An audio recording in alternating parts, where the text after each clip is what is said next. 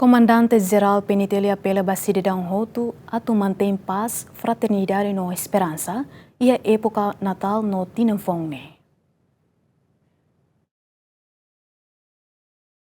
Comandante-Geral Penteli, Comissário-Geral Henrique da Costa, lhe mensagem natal, apela a cidadão Hotu a mantém paz, fraternidade e esperança, onde respeita na fatem ordem pública, no amores espírito natal e de ida e uma na sociedade. Tambatuir Comandante-Geral, hoidane date e Hotu bele moris e solok no harmonia. Durante o período festejo idane, hau apela a mantém paz, ordem pública, convivência, harmonia entre ita, onde respeita lei no valor sira, nebe livre ita no dar nação. Mas ita celebra Natal no Tinanfong, com responsabilidade, diálogo no espírito tolerância.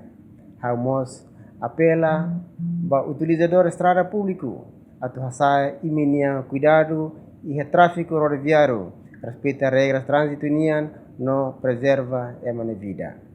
Batina Fond 2026, ita nia determinação a serviço la quale ba manutenção ordem pública, proteção e propriedade, no respeito ba direitos humanos e a cooperação meeting ou instituição outro. Ba malu pentel sira, a oferece lhe reconhecimento especial ida ba nia esforço, sacrifício, no sentido missão nian, da labara docus e minha família, bem comum no segurança nacional.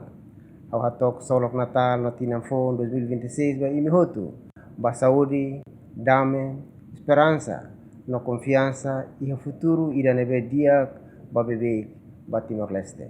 Natal celebra no das Jesus Cristo Nemoris no figura central fiel cristão. Natal mos é significado histórico no espiritual, baseia a história Bíblia Sira no evento histórico Sira Seluk. Juliana Maria, Gemen.